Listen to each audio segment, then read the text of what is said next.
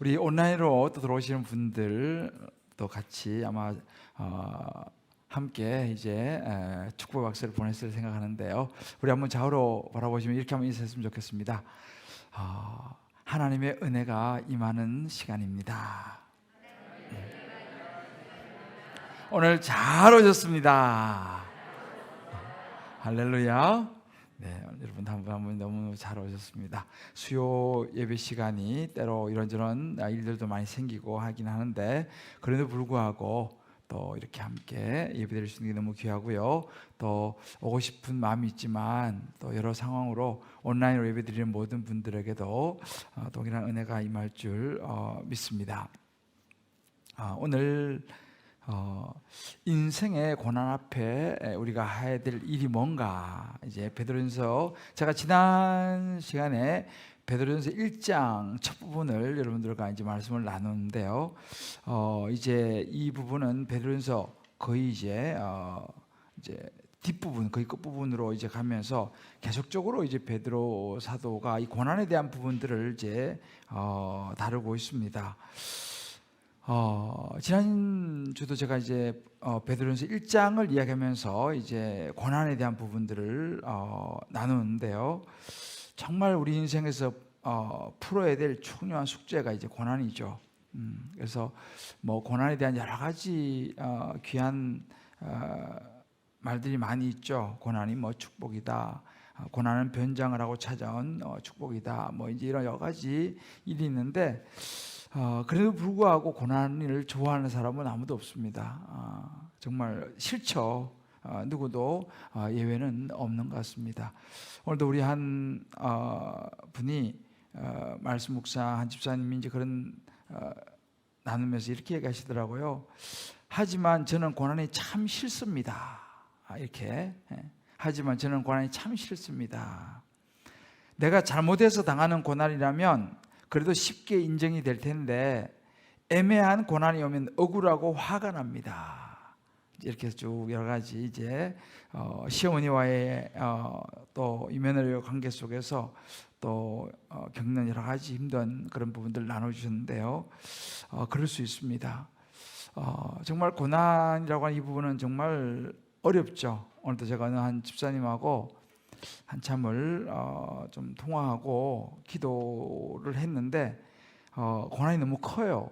그러니까 제가 목사지만 뭐라고 해줄 수 있는 말이 없더라고요. 특히 오늘 또 이 고난에 대해서 설교 준비를 하고 있는데도 불구하고 아직까지 고난의 문제가 현실로 다가오니까 제가 뭐라고 이야기해 줄 수가 없었어요. 그래서 그냥 계속 듣고만 있다가 이제 기도하고 오늘 사실 이 말씀 속에 이제 나오는 그런 부분들을 생각하면서 제가 기도를 해 주었습니다. 정말 우리가 이 고난의 문제, 그 고난이 어디서 오는가, 그죠? 또 고난이 오면 우리가 어떻게 반응을 보여야 되는가. 아마 여러분들 중에서 최근에 이런저런 고난을 또 당하시는 분이 아마 계시리라 생각합니다.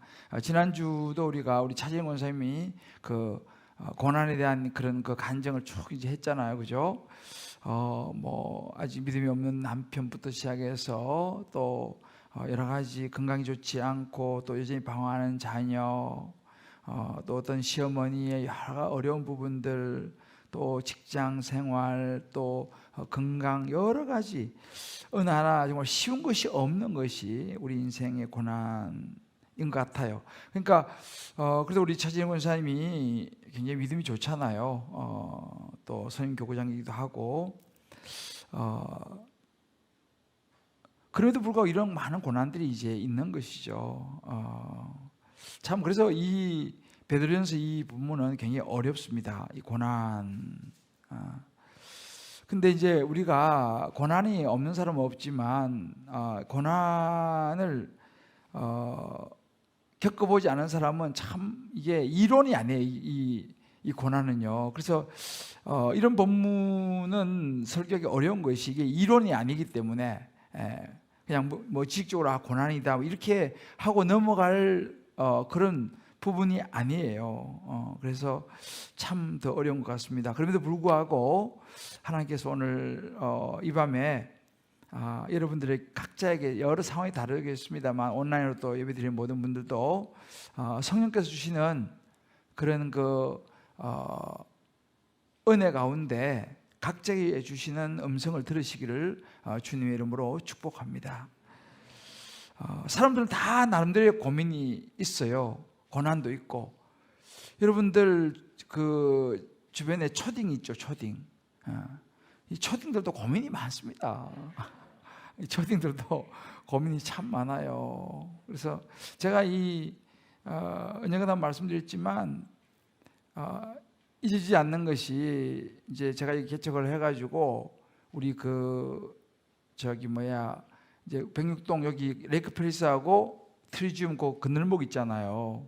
그래서 그때 제가 이제 학교에 이제 우리 사무실이 있었으니까 그 무슨 일 때문에 이제 오후쯤에 이렇게 그늘목을 건너가는데 마침 저희 아들을 만났어요. 그때 제 아들이 뭐 초등학교 2학년인가 3학년 같은 저학년 때인데 만나서 반가워서 우리 야 어디 가냐 뭐 그러니까 가방을 굉장히 무겁게 이렇게 메고 이렇게 이제 막 힘이 없는 이런 포즈로 오는 거예요. 그래서 내가 그랬어요. 야 가방 무겁게 들고 다니냐? 너 초등학교 저학년인데 뭘 그렇게 가방을 많이 다니고 그렇게 무겁게 다니냐? 제가 이야기를 했어요. 그러니까 저희 아들이 나보고 이런 이야기를 하더라고요. 아빠 인생은 원래 무거운 거야. 그래서 제가 지금도 그걸 안 잊어버려요. 어디서 뭐 주워 들었겠죠. 야 그래 인생이 무겁구나. 가방을 이게 무겁게 참 전 저희 아들한테 많이 사실은 배웁니다. 많이 배웠는데 그러니까 이 초등학생들도요 힘들어요 사실은. 그럼 중학생은 안 힘듭니까? 고등학생대로, 대학생은 대학생대로, 또 직장인대로, 뭐 가정 살림하신 분들도 가정 살림하시면 다 어렵죠. 저는 이제 군대 현역을 나왔거든요. 현역을 나왔고 그것도 저 최전방에서 이제 근무를 해서 저는 속으로 어떤 생각이 있었냐면요. 이 공익근무요원 있잖아요. 공익근무요원은 너무 편한 것 같아요. 집에서 이게 출퇴근하고. 근데 제가 언제 그 공익근무요원 제가 개척 초창기에 우리 청년 중에 한 명이 공익근무 나온 그 청년이 한 명 있었어요. 그런데 뭐 이야기하다가 그래도 공익근무요원은 그래도 할만했죠. 이렇게 물어보니까 목사님 공익근무하고 그 공익근무의 그 아픔을 얘기하더라고. 몸이 아주 그렇게 뭐 굉장히 건강하지 않잖아요. 그냥 뭐냐면 이제 차 이렇게 스티커 붙이는 그거 하는 거예요. 다니면서 교통 주차 위반 이런 거 있잖아요. 그런데 목사님 이거 있잖아요. 눈치 봐가지고요. 얼른 붙이고 도망가야지 잡히면 죽도록 맞습니다. 그러는 거예요. 그때는 그랬나 봐요. 그래가지고 이게 몸도 왜소하니까 이거 스티커 이거 벌칙 붙이다가 주인한테 잡히면 엄청 맞는다. 그때 내가 알았어요. 공익이 힘들구나. 그러니까 모든 사람에게 있어서 다 나름대로의 고난이 있는 거죠. 우리 지난주에 봤지만 근심이 없는 인생이 없다 그랬잖아요. 우리가 베드로전서 1장에서도 근심이 없는 인생은 없다 이렇게 이제 이야기를 했지 않습니까? 뭐 요즘 여러분들은 어떤지 모르겠습니다. 베드로 사도가 뭐 어떤 분 얘기했죠. 뭐 고난까지는 아니더라도 나름대로의 또 아픔도 있고 또 슬픔도 있고 힘든 게 있죠. 베드로 사도를 통해서 하나님께 이렇게 말씀하시는 거예요. 베드로전서 4장 12절 말씀 보게 되면요. 자, 베드로전서 4장 12절 보면 같이 한번 읽어봅시다. 시작. 사랑하는 자들아 너희를 연단하려고 오는 불시험을 이상한 일 당하는 것 같이 이상히 여기지 말고. 자, 이게 사랑하는 자들아 너희를 연단하려고 오는 불시험을 이상한 일 당하는 것 같이 이상히 여기지 말고. 이 한국말은 좀 어려워요. 그래서 이걸 영어로 보면 좀 더 사실 이게 조금 더 쉽습니다. 여기 보면 dear friends, 우리는 이제 사랑하는 자들아 이렇게 번역을 했지만 do not be surprised 했어요. 놀라지 마라. Do not be surprised. 놀라지 마라. 언제 놀라지 마라고 하냐면 at the painful trial, 아주 고통스러운 여러 가지 시험들을 만나면 놀라지 말라는 거예요. 그러니까 어떤 고통스러운 이런 시험들이냐면 you are suffering. 우리가 너무 서퍼링은 고통스러운 거거든요. 너가 아주 서퍼링하는 고통스러운, 정말 이 막 근심하고 고통하는 그런 그 painful, 아픈 여러 가지 일들을 만나면 놀라지 마라. 그러면서 이제 무슨 이야기냐면, 우리 한국말에는 이게 안 보여요. 그런데 이게 그 NIV 보게 되면요, to test you예요. 너를 시험하려고 하는, 너를 시험하기 위해서 오는 그런 그 힘든 서프링을 만날 때에 놀라지 말라, 이렇게 말합니다. 그러니까 그리고 또 하는 말이 something strange will happening to you예요. 뭔가 이상한 일이 너에게 일어날 때 생각지도 못했던 something strange죠. 이상한 일이 너에게 일어났을 때 너를 시험하려고 오는 그 힘든 일들 놀라지 마라, 이렇게 이제 이야기를 하고 있습니다. 자, 그러면 여기서 이제 우리가 놀라지 말할 게 뭐냐면 예상하지 못했던 일이에요. 예상하지 못했던 something strange죠. 예상하지 못했던 일이 해프닝이 일어나는 거죠. 예상하지 못했던 여러 가지 일들, 뭐 가정에서도 그렇고 또 뭐 직장에서도 그렇고 또 사회생활, 또 뭐 우리 자녀에게 그런 일이 일어날 수도 있고, 우리 학생들은 학교에서 또 여러 우리의 삶의 현장에서 이제 여러 가지 이런 일이 일어날 수 있습니다. 생각지도 못했던 이상한 일이 일어나는 거예요. 그런데 우리 말로는 이걸 painful trials를 불시험, 이렇게 했어요. 우리 번역을 불시험. 불시험이니까 굉장히 힘든 그런 시험이라고 이제 표현하는 거죠. 근데 놀라지 말라, 이것이 인생이다라는 거예요. 놀라지 마라. 전혀 생각하지 못했던 이상한 일이 일어나는 것, 그래서 너가 막 고통당하는 것을 이상하게 생각하지 마라. 그런데 여기서 그러면 이런 그 고난과 고통스러운 일이 누구에게 일어나느냐라고 할 때, 그죠? 누구에게 일어나느냐 하니까 dear friends예요. 사랑하는 자들아. 하나님이 미워하는 사람은 아니에요. 하나님이 사랑하는 자들이에요. 하나님이 사랑하는 자, 하나님과 관계가 없는 사람이 아니에요. 하나님과 관계를 맺고 있는 사람이에요. 그런 성도들에게 이렇게 지금 이야기를 하고 있는 것입니다. 예수를 제대로 한번 믿어보려고 하는 사람이에요. 그런 사람들에게 그것도 예상치 못한 고통스러운 그런 그 시험들이, 고난들이 올 때에 놀라지 말라라고 이야기하는 것입니다. 그것이 인생이다. 그럼 이제 우리 이런 생각하잖아요. 왜 하필이면 그런 일이 내게 일어났는가? 이것도 힘들어 죽겠는데 또 다른 일까지 터지는가? 하필이면 이런 일이 내 자녀에게 일어났는가? 하필이면 이런 일이 내 인생에 일어났는가? 내 남편에게 일어났는가? 하필이면 이런 장애를 내가 만났는가? 지난 주일도 우리 한 분이 등록하셨는데, 이분이 이제 다리를 이렇게 저시더라고요. 그래서 저는 이제 연세가 많으셔서 그런가 했더만은 이제 등록하시고 대화를 하는데 큰 교통사고를 당했다는 거예요. 근데 굉장히 건강하신 분이에요. 마스크를 벗으니까요, 굉장히 건강하고 젊으시더라고요. 저는 마스크를, 어떤 분은 마스크가 도움이 되는 분이 있고 어떤 분은 마스크가 도움이 안 되는 분, 그분은 마스크가 도움이 안 되는 분이에요. 마스크를 벗으니까 막 굉장히 건강하시고 그러시더라고요. 근데 이제 교통사고를 당해가지고 이제 다리를 이제 절게 되시는 그런 뭐 의사가 이 절단한다 막 여기까지 갔다 하더라고요. 근데 이제 회복이 돼서 그나마 이제 걸어 다니시는데, 왜 내게 이런 일이 일어났느냐? Something strange. 그죠? 이상한 일이 일어났다는 사실이죠. 자, 여러분들 지난주에 근심이 있는 인생 하면서 베드로전서 1장 제일 앞부분에 제가 그런 얘기를 했어요. 기억하실지 모르겠지만, 그런 일이 일어나면 천국 소망을 가지라 그렇게 해죠. 그죠? 천국 소망을 가지라.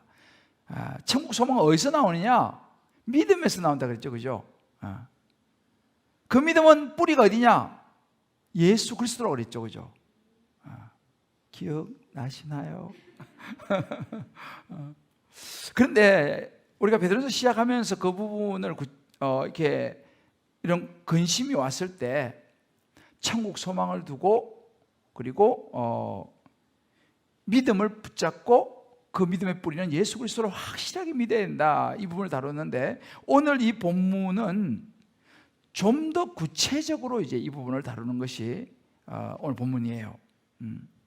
고난이 오는 이유가 뭐냐, 이 부분을 다뤄요. 고난이 왜 오느냐? 여러분, 고난이 왜 오는 것 같습니까? 고난이 오는 이유를 오늘 12절에 아까 제가 잠깐 설명했으면 이렇게 나옵니다. To test you, 이렇게 나와요. To test you. 너를 테스트하기 위해서 오는, 우리말 불시험, 큰 어려움, 서퍼링하는 그 정말 아픈 고난, 왜 오느냐? 너를 시험하기 위해서. 이게 이제 우리 한국말에 나타나지 않지만 원어에 보면은 이 펠라스모스라고 하는 단어를 써요. 이 너를 테스트하기 위해서, 이 말 속에는요, 첫 번째 의미가 뭐냐면 하나님이 우리의 믿음, 우리의 정직함, 우리의 거룩함, 우리의 일관성, 이런 것을 테스트한다라고 하는 의미가 이 말 속에 들어있어요. 페일라스모스라는 단어가. 그러니까 고난이 오는 이유가 뭐냐면, 너가 진짜 믿음이냐, 너가 정말 내 앞에 정직하냐, 너가 정말 거룩하냐, 너가 정말 일관성이 있느냐, 변함없이 꾸준하게 너 믿음이 일관성이 있느냐, 이것을 테스트하기 위해서 고난이 온다, 이렇게 이야기합니다. 고난이 오는 이유가 여기에 큰 하나의 이유가 있어요. 이제 이런 고난은요, 이게 양면성이 있는데요, 여러분이 잘 아시는 고난의 대표적인 사람이 누굽니까? 욥이죠. 그죠? 하나님께 뭐래? 순전하고 온전한 욥을 너가 주목하여 보았느냐. 그러니까 사단이가 에이, 고난이 없어서 그렇죠, 이렇게 얘기하잖아요. 그죠? 그래서 그러면 너가 한번 테스트해 봐라, 이렇게 해서 욥의 고난이 시작되는 거죠. 그러니까 욥의 그 순전함, 그 일관성, 그 거룩함, 그 믿음을 테스트해 보기 위해서 고난이 온다는 거예요. 그런데 이 고난을 주는 사람은 하나님께서 이제 이 사단에게 허락을 하신 케이스가 있어요. 허락을 하신 케이스. 그러니까 하나님이 다 그렇게 테스트하려고 고난을 주는 건 아니에요. 그러나 여기서 이제 하나님이 우리의 그런 것들을 테스트하기 위해서 때로 고난을 허락하시기도 하십니다. 그러나 또 하나의 고난이 오는 것은 뭐냐면 사단의 유혹으로 인해서 고난이 오기도 해요. 그러니까 하나님이 이 사단이가 하나님을 찾아와서 욥에 대해서 막 이렇게 하니까 하나님께서 그럼 뭐 한번 해봐라, 이렇게 허락해 주지 않습니까?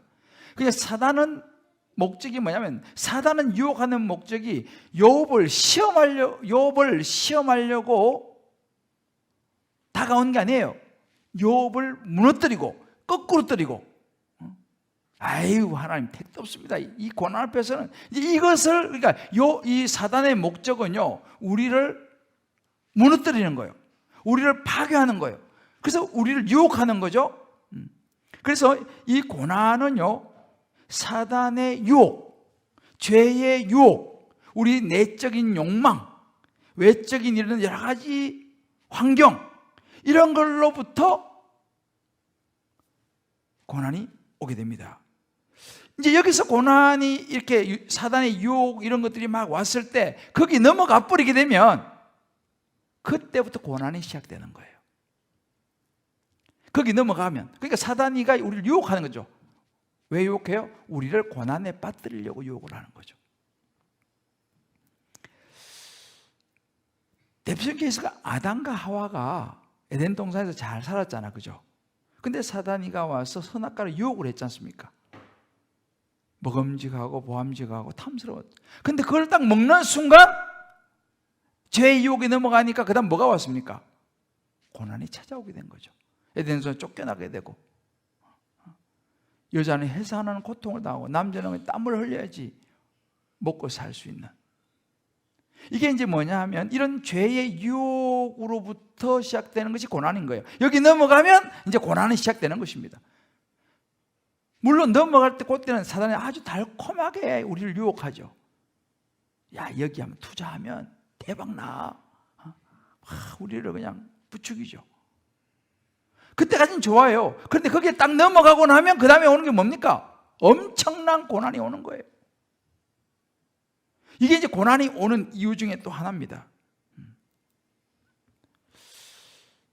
그러니까 아담과 하와의 고난, 두 번째죠. 자, 그러면 이런 고난 때문에 우리가 겪는 고통이 굉장히 많아요. 지금 예를 들어서 우리가 지금 코로나, 이것도 마찬가지입니다. 인간의 여러 가지 유전자 조작부터 시작해서 이런 자연, 동물 이런 것들을 가지고 이런저런 걸 하다가 생겨난 이런 바이러스들, 자연 환경을 인간이 파괴하면서 오는 많은 기후, 이상 기후로 인해서 얼마나 많은 고통을 당하고 있는지 몰라요. 그러니까 결국은 그런 거 유혹에 넘어가면 그 다음에 따라오는 것은 뭐예요? 고난이 따라옵니다. 그러니까 이런 고난을 보면서 우리가 하나님의 경고를 받아야 되는데 정신을 차려야 되는 거죠. 자, 그러니까 고난이 오는 이유는 크게 이렇게 두 가지 우리가 볼 수 있어요. 하나님이 우리의 믿음과 우리 모든 이런 거룩한 부분들을 테스트하기 위해서 오는 경우도 있지만, 또 한 경우는 죄의 유혹에 넘어져서 그 결과로 오는 고난이 있어요. 자, 그러면 우리가 이런 고난 앞에 해야 할 일이 있습니다. 자, 우리 이 고난이 올 때, 그럼 이 고난을 이렇게 원인을 분석했지 않습니까? 그럼 이 고난 앞에 우리 뭘 할 것이냐? 그 첫 번째가 뭐냐면 회개하고 돌아서는 것을 해야 돼요. 왜요? 욕심으로 인한 고난이기 때문에, 이 욕심 때문에 생겨난 아담과 하와가 그 선악과를 따먹는 유혹, 죄의 유혹에 넘어감으로 인해서 그 욕심을 인해서 먹으면 눈이 밝아서 하나님같이 된다라고 여기에 넘어가가지고 고난이 왔기 때문에 회개하고 돌아서는 것이 너무너무 중요합니다. 자, 오늘 15절 말씀 이렇게 나옵니다. 너희 중에 누구든지 살인이나 도둑질, 악행이나 남의 일에 간섭하는 자로 고난을 받지 말려니와 이렇게 말합니다. 이게 무슨 말입니까? 살인, 도둑질, 악행, 남의 일에 막 간섭하는 거, 그런 걸로 인해서 고난이 온다 이 말이에요. 근데 그런 걸로 인해서 고난을 받지 마라 이렇게 말합니다. 그런 것은 뭐예요? 바로 나의 욕심으로 인해 시작되는 거죠. 살인, 왜 살인하겠습니까? 도둑질, 왜 도둑질 합니까? 악한 행위, 왜 그렇습니까? 남의 일에 왜 자꾸 간섭합니까? 나의 욕심 때문에, 나의 헛된 꿈 때문에. 이거 하면 대박 날 것 같은 거예요. 마지막 한탕만 딱 한 번만 하고 손 씻자. 그 욕심 때문에, 그 헛된 꿈 때문에. 이제 이런 것들로 인해서 그 결과가 뭐예요? 고난인 거예요. 그러니까 오늘 성경 말씀에 그런 걸로 고난받아서는 안 된다는 겁니다. 그런 걸로 해서 고난받는 것은 뭐라고요? 부끄러운 것이다. 부끄러운 것이다. 하지 말아야 될 것을 하다가 당하는 고난, 이 고난은 부끄러운 거라는 거예요.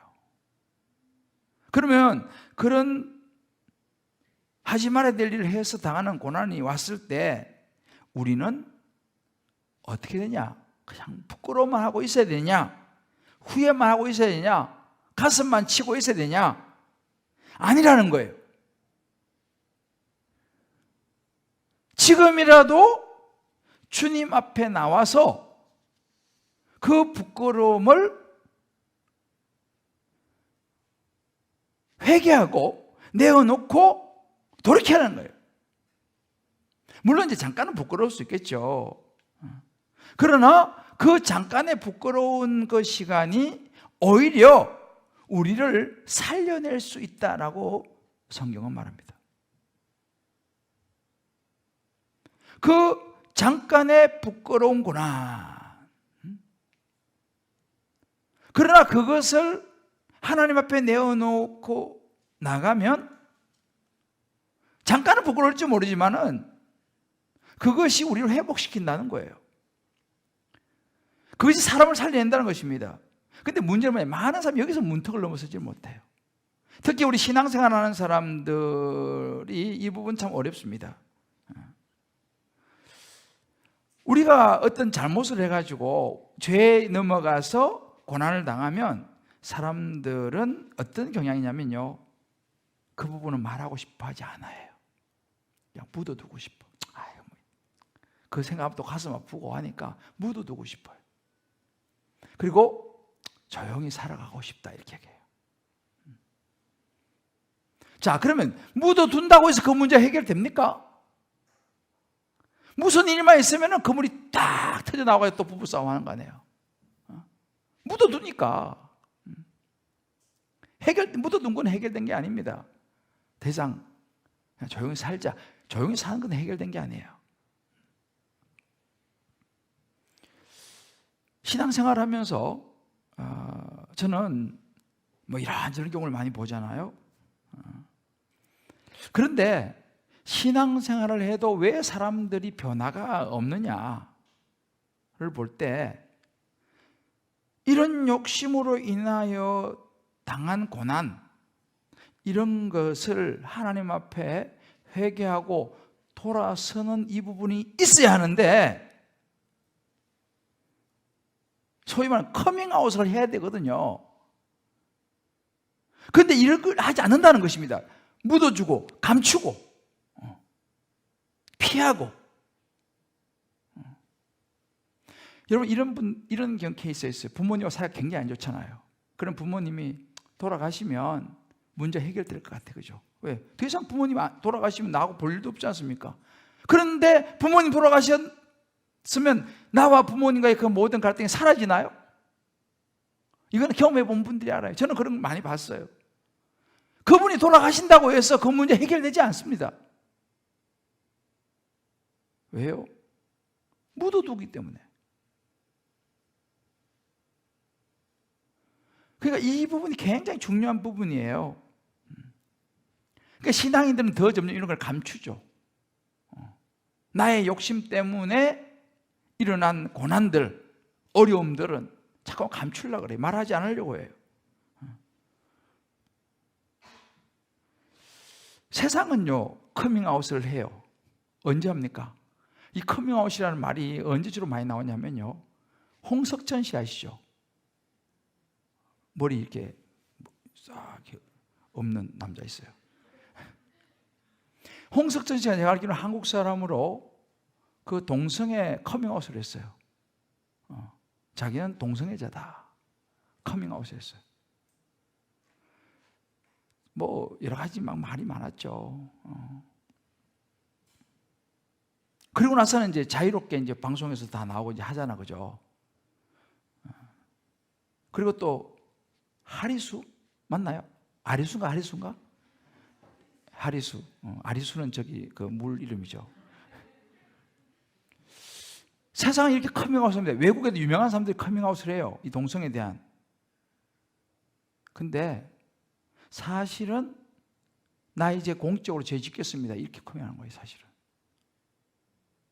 성경적으로 보면 동성이 죄입니다. 그런데 그 죄를 커밍아웃하고 난 공적으로 죄 짓겠다는 거거든요, 사실은요. 그런 커밍아웃 말고, 그건 내가 공적으로 난 이제 죄 짓겠습니다 라고 이제 커밍아웃 하는 거 아니에요. 여기 서울시 기억축제도 이제 또 뭐 한다는데, 그게 바로 그런 거죠. 커밍아웃 하는 거 아니에요. 나 이제 공적으로 죄 짓겠다 이거예요. 그런 커밍아웃 말고, 하나님 앞에서의 커밍아웃을 해야 한다는데, 이 하나님의 커밍아웃은 뭐냐면 죄에 대한 회개를 이야기하는 거예요. 진리를 붙잡고 예수님의 십자가의 보혈을 붙잡는 거, 그리고 그 죄에서 돌이키는 거, 이게 커밍아웃인 거예요. 지난 몇 주 전에 우리 이창선 집사님이 나와가지고 자기가 한때는 술로는 자기를 당해낼 자가 없었다, 그 간증했잖아, 그죠? 10년 전까지만 해도. 그 이제 10년 전에 예수 믿고 이제 우리 교회 와서 예수 믿고 지금은 이제 우리 이제 안수 집사 됐죠. 그리고 지금 주일마다 교통봉사 열심히 하죠.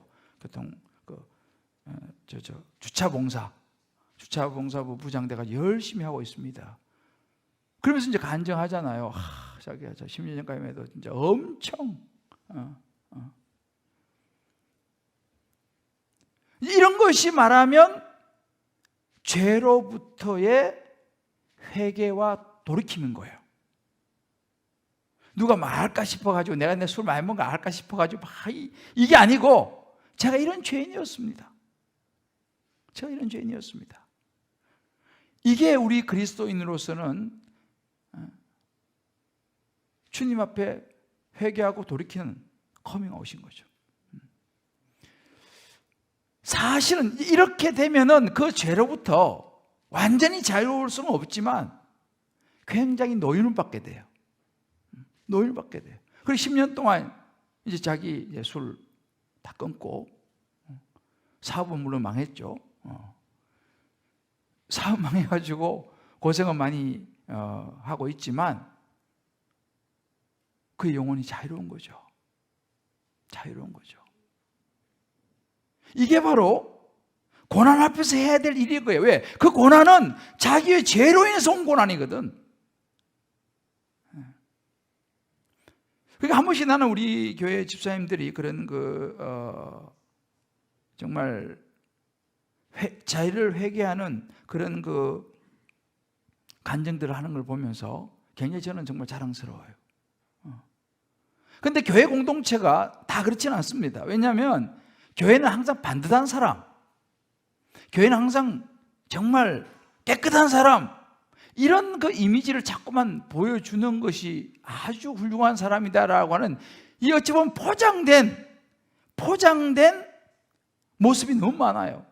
죄송하지만 교회가 생각보다 굉장히 마음의 변장술이 뛰어나요. 사실은 안 그러면서.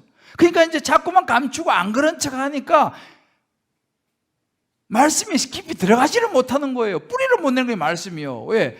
회개하고 돌이킬 때에 말씀이 들어가는데, 회개하고 돌이키지 않고 자꾸만 그냥 안 그런 척하고 사니까 말씀이 들어가지를 않는 거예요. 말씀이 안 들어가면 변화 일어나지 않습니다. 10년, 20년, 30년 목사가 돼도요, 변화는 일어나지 않아요. 포장의 달인이 되는 거지. 오늘 그 이야기를 하는 것입니다. 그래서 우리가 살면서 나의 욕심 때문에 온 고난이라면 우리는 하나님 앞에서 회개하면서 제가 이런 죄에 넘어가서 제가 이런 고난을 당하고 있습니다, 아니면 내가 이런 고난을 당했습니다 라고 우리가 하나님 앞에서 솔직하게 이 부분을 부끄러워하지 말고 나눌 필요가 있다. 오늘 베드로전서 4장 1절부터 6절 한번 읽어봅시다. 천천히. 이 내용이 여기 있는 거예요. 자, 시작. 그리스도께서 이미 육체의 고난을 받으셨으나 너희도 같은 마음으로 갑옷을 입으라. 이는 육체의 고난을 받은 자는 죄에 그쳤음이니 그 후로는 다시 사람의 정욕을 따르지 않고 하나님의 뜻을 따라 육체의 남은 때를 살게 하려 함이라. 너희가 음란과 정욕과 술 취함과 방탕과 향락과 무법한 우상 숭배를 하여 이방인의 뜻을 따라 행한 것은 지나간 것으로 족하도다, 이렇게 말씀하셨어요. 봐요. 우리가 음란, 정욕, 술 취함, 방탕, 향락, 무법한 우상 숭배 뭐예요? 다 우리 욕심으로부터 시작되는 거잖아요. 그런데 이런 숭배를 해서 이방인의 뜻을 따라 행한 거, 우리가 그렇게 살은 거, 그거 지나간 때로 족하다 그랬어요. 그걸로 됐다. 너가 과거에 그렇게 산 거 그걸로 족하다.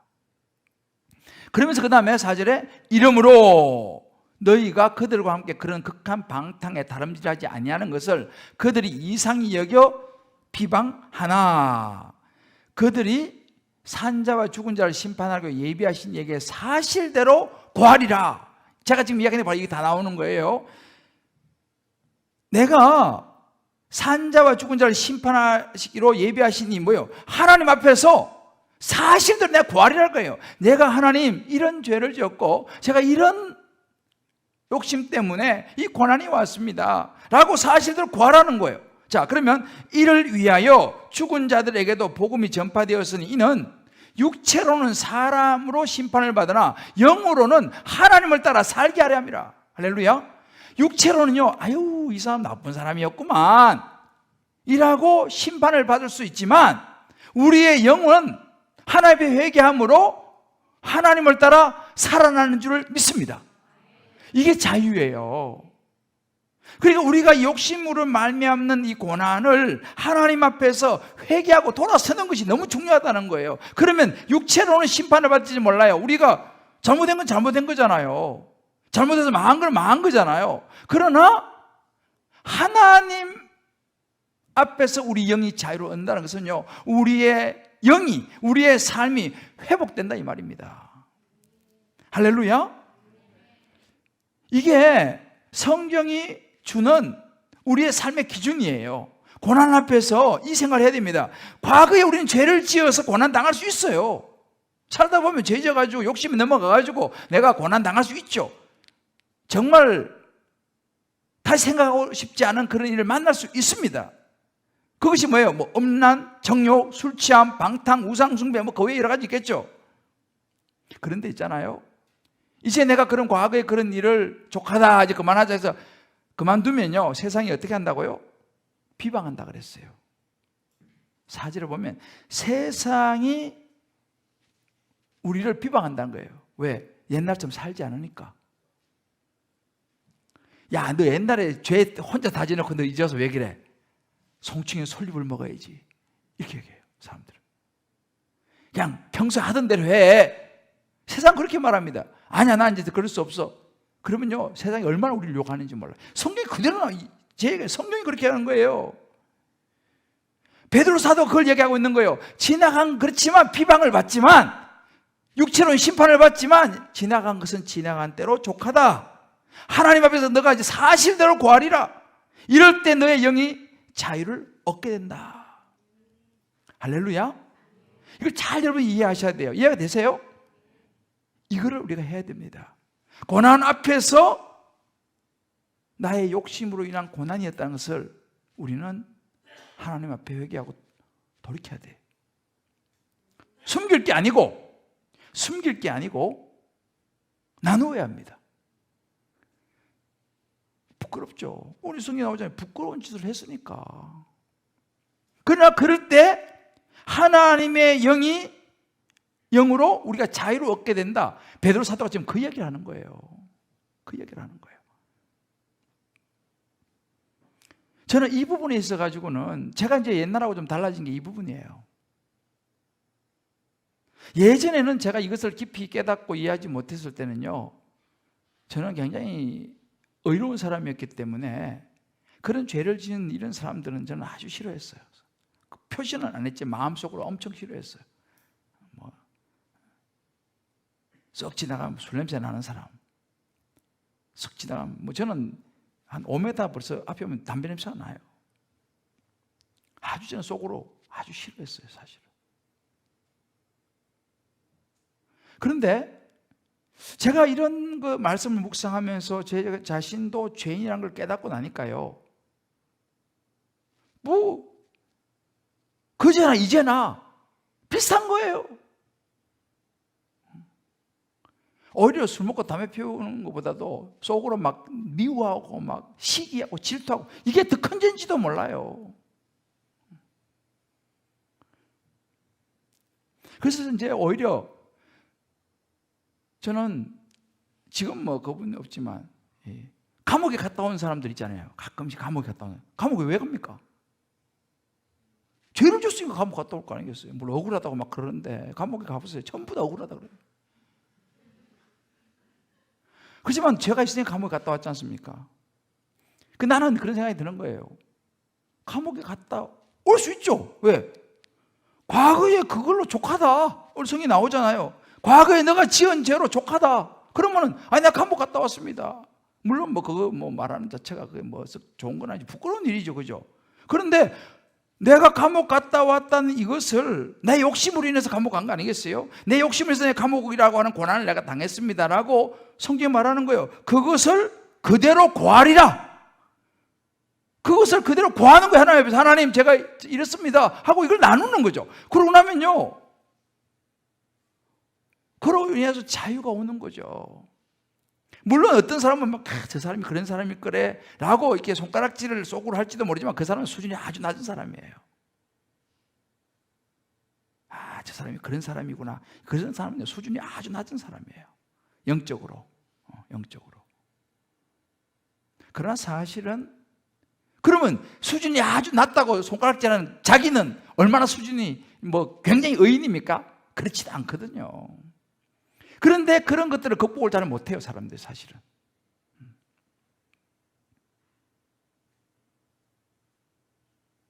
그걸 극복을 잘 못해요. 왜? 이런 말씀을 깨달으면 그게 극복이 되는데 이런 말씀을 깊이 못 깨달으니까 자꾸 그걸 부끄러워하는 거예요. 물론 부끄러운 일이죠. 감옥 갔다 오는 게 무슨 뭐 자랑할 일입니까? 부끄러운 일이죠. 그러나 그 부끄러운 일을 그대로 고하리라 하고 회개하고 돌아서면요, 그것이 오히려 많은 사람을 살려낼 수 있는 약재료가 되는데 자꾸 숨기니까 자기도 위축되고 자꾸 포장하려고 그러니까 말씀이 안 들어가는 거예요. 오늘 이 원리를 바울이 이 베드로 사도가 이야기를 하는 거예요. 이 원리를 저와 여러분이 깨닫게 되시기를 주의 이름으로 축복합니다. 나의 욕심 때문에. 근데 오늘 찬양 하나 부탁했어요. 여러분 전에 들어본 찬양인데 이 가사가 이제 제목이 이제 집에서 나와요. 이 찬양 한번 이 가사를 자막에 나올 텐데요. 가사를 잘 전에 한번 불렀던 찬양인데요. 고난 앞에서 해야 될 일이 이 가사예요. 한번 불러봐 주세요. 가사를 한번 생각하시면 잘 들어보세요. 그 길고 긴 방황의 늪을 지나 다시 주님 품에 안겼네. 상한 나의 이 몸, 찢기어진 나의 마음 모두 가진 대로 나의 욕심 때문에 나의 헛된 꿈 때문에 그렇게 방황했던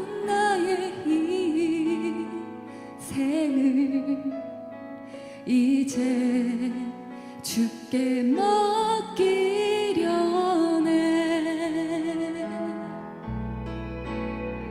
그 멀고 먼 근심의 계곡을 지나 이제 평안의 집에 왔네. 그 아무도 내게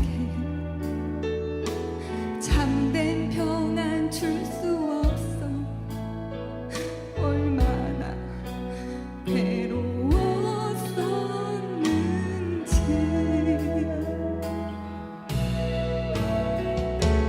나의 욕심 때문에, 나의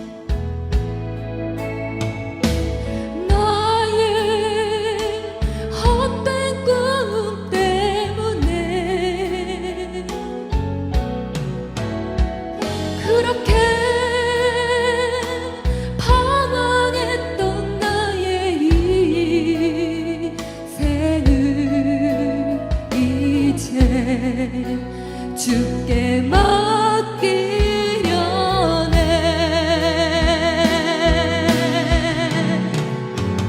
이제 아버지의 집으로,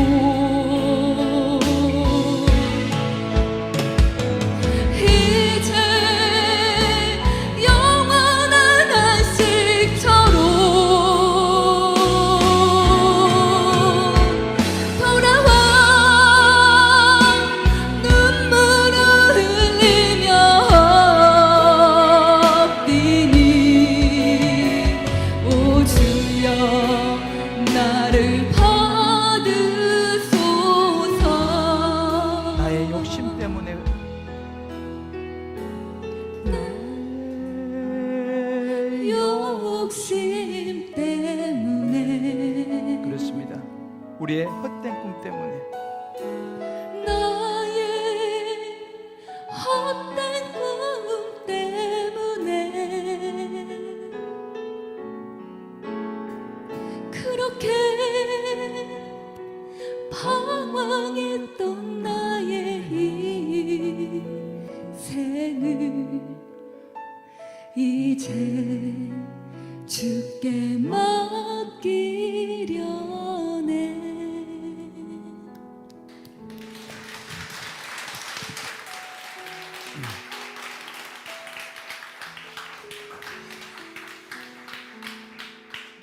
이런 것이죠. 나의 욕심 때문에, 나의 헛된 꿈 때문에 그렇게 방황했던 나의 인생을 이제 주께 맡기려네. 오늘 이 말씀이 그 내용을 베드로 사도가 이야기하는 거예요.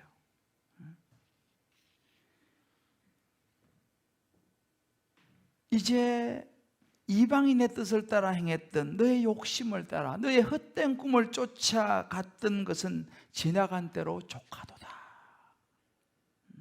지나간 대로 조카도다. 이제는 하나님 앞에 내가 사실대로 구하리라. 권 앞에서 우리가 해야 될 일이 이렇게 회개하고 돌아서는 거예요. 내 욕심 때문에. 아마 여러분들이 이제 이런저런 고난 가운데 있다면 이분은 꼭 한번 여러분들 말씀에 새기고 주님께로 돌아서기를 주의 이름으로 축복합니다. 자꾸 숨으려고 할 게 아니라, 자꾸 감추려고 할 것이 아니라 내어놓고. 두 번째 이제 이 고난앞에 해야 될 일은 뭐냐면요, 이 고난은 그리스도로 인한 고난이에요. 아까는 나의 욕심 때문에, 나의 헛된 꿈 때문에 온 고난은 회개하고 돌아서야 되지만, 그리스도로 인한 고난은 즐거워하고 하나님께 영광을 돌리고 하나님 앞에 그 고난을 의탁해야 된다라고 베드로 사도는 이야기하고 있습니다. 오늘 13절 말씀 보게 되면 오히려 너희가 그리스도의 고난에 참여하는 것으로 즐거워하라 그랬어요. 왜? 이건 나 때문에 당하는 고난이 예수님 때문에 당하는 거라면 이 고난을 오히려 당하는 것을 즐거워하라는 거예요. 왜요? 이는 그의 영광을 나타내실 때 너희로 즐거워 기뻐하게 하려 함이라. 하나님을 만날 때 그것이 우리에게 큰 상급이 되고 기쁨이 될 것을 믿기 때문인 것입니다. 예수님 때문에 받는 핍박과 고난, 직장에서의 믿음을 지키기 위해서 여러 가지 힘든 일들이 있지 않습니까? 뭐 사업할 때도 그렇고 사회생활 할 때도 그렇고 믿음을 지키기 위해서 14절에 보면 이렇게 나왔습니다. 너희가 그리스도의 이름으로 치욕을 당하면, 적재 어려움에 치욕, 우리말로 해요. 치욕을 당하면 복이 있는 자라 그랬어요. 예수님 때문에 우리가 치욕을 당하면, 모욕을 당하고, 그죠? 말로 할 수 없는 그런 걸 당하면요, 복이 있다 그랬어요. 영광의 영 곧 하나님의 영이 너희 위에 계심이라. 하나님 다 보고 계시다는 거죠. 이거는 뭐예요? 우리가 예수의 이름으로 받는 치욕, 모욕, 고난은요, 우리말하면 포인트. 여러분 포인트 쌓는 거 좋아하잖아요. 포인트, 그죠? 포인트. 이 포인트가 쌓이는 거예요. 왜? 하나님께서 보고 계시기 때문에. 포인트. 너 오늘 나 때문에 너 고난 당했구나. 포인트 하나. 하늘의 포인트가 쌓인다는 것이죠. 16절 말씀 보게 되면요, 만일 그리스도인으로 고난을 받으면 부끄러워하지 말고 그랬어요. 내가 예수 믿는 것 때문에 고난받으면 그 부끄러워하지 말라는 거예요. 도리어 그의 이름으로 하는 게 영광을 누리라는 거예요. 왜? 포인트 쌓이니까. 내가 예수님 때문에 힘든 일이 있으면요, 포인트 쌓이는 거예요. 할렐루야. 자, 우리 한번 서로 한번 축복합시다. 예수님 때문에 당하는 고난은 포인트입니다. 포인트 많이 쌓읍시다. 할렐루야. 여러분 복음을 전하려고 하다가 당하는 수모와 거절과 많은 것은요, 부끄러워하지 마라 그랬어요. 왜? 포인트라는 거예요. 하나님 그래서 즐거워하라는 거죠. 아유, 아싸, 오늘 포인트 하나 쌓았다.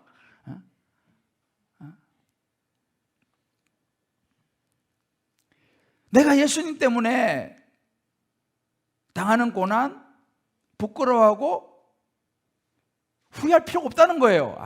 괜히 그때 그냥 봉사는 봉사대로 하고 말이지. 후회할 거 없어요. 그거 다 포인트로 쌓여 있으니까. 저는요, 한 30년도 더 넘었죠. 지금도. 근데 이게 참 신기해요. 주님을 위해서 고난당한 거는요, 잘 안 잊어버려져요. 제가 한 30년도 됐거든요. 제가 신대원 다닐 때에 영국에 러브 유럽이라고 해가지고 전도하러 이제 갔었어요. 썬더랜드라고 하는 지역 갔거든요. 난 지금 그 애 얼굴도 기억이 나요. 지금 30년 넘었는데. 가가지고 이제 그 거리 전도를 하는데, 이게 뭐 빨강, 파랑, 노랑 이런 거 이제 이렇게 손목고 이렇게 하는 거 있어요. 그가지고 이제 복음을 전하는 거예요. 하는데 뭐 영어가 서툴잖아요. 그래 애들 이제 앉혀놓고 이제 복음을 전하는데 그 옆에 좀 큰 애가 있어요. 그 애가 이름은 잊어버렸는데, 걔가 막 보니까 내가 영어도 뜨듬뜨듬하고 막 그러잖아요. 옆에서 막 웃으면서 막 놀리고 막 그러는 거예요. 정말 이 자존심. 근데 한 30여 년 지났거든요. 근데 그거 잊어버려지질 않아요. 그때 저는 포인트를 쌓은 줄 믿습니다. 난 포인트 쌓은 거 왜? 복음 전환을 하다가 창피당하고 수모당하고, 그 주님 말씀하시는 거죠. 포인트. 제가 살아오면서 정말 예수님 때문에 당한 고난 같은 거 여러분 있죠? 주님께서 그것은 포인트다. 그거 부끄러워하지 말고 오히려 즐거워하고 하나님께 영광을 돌리라. 할렐루야. 오늘 꼭 기억하세요. 아싸 포인트. 한번 해봐요. 아싸 포인트. 힘든 일 만나고 막 이렇게 막 하면요, 속으로 아싸 포인트. 하나 더 마지막으로 하는 것은 뭐냐면요, 4장 19절에 보면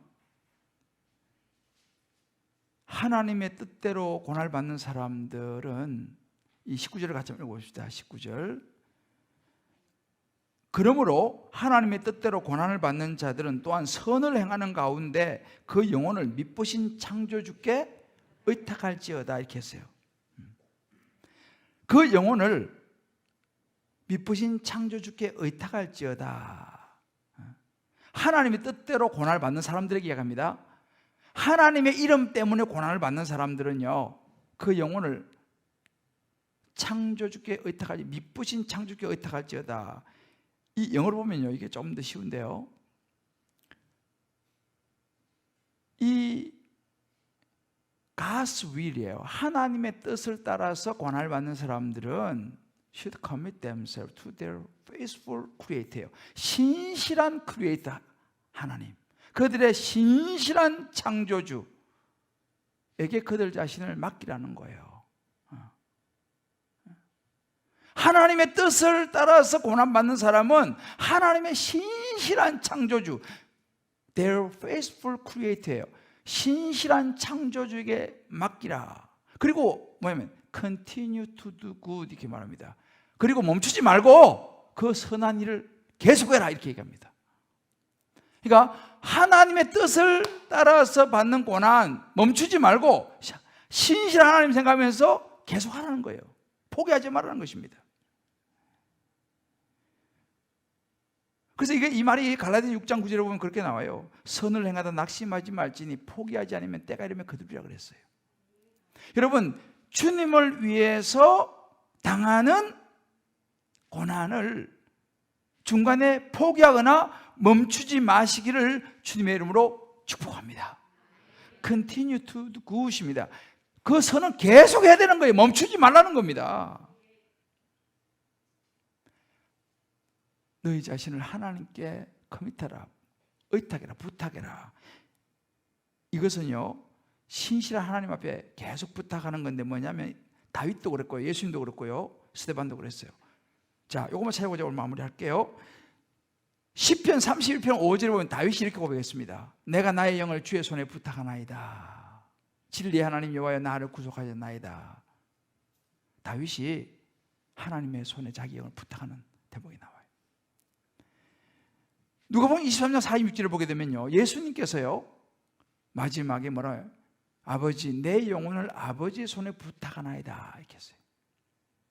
이 같은 단어예요. 예수님도 마지막에 자신의 영혼을 하나님께 부탁했어요. 의탁했어요. 오늘 19절에 나오는 거예요. 그 영혼을 미쁘신 창조주께 의탁할지, 이 같은 말이에요. 커밋해요. 예수님도 그러셨고요, 스데반 집사도 마찬가지예요. 스데반 집사 사도행 7장 59절에 보면 주 예수여 내 영혼을 받으시옵소서 의탁하는 거예요. 저와 여러분이 예수님 때문에 당하는 고난이 있다면요, 그 힘든 상황을 하나님 앞에 부탁하시길 바랍니다. 할렐루야. 다윗이 그랬고 예수님이 그랬고요, 스데반 집사 그랬어요. 진짜 큰 고난이 있으면요, 하나님께 오늘 이 밤에 맡기시기를 주의 이름으로 축복합니다. 하나님이 그 고난을 맡아주실 줄을 믿습니다. 베드로가 그 이야기하는 거예요. 그 영혼을 신실하신 창조주께 의탁할지어다. 여러분의 고난을 오늘 이 밤에 하나님께 의탁하고 돌아가시기를 주의 이름으로 축복합니다. 하나님께서 그 부분을 책임지십니다.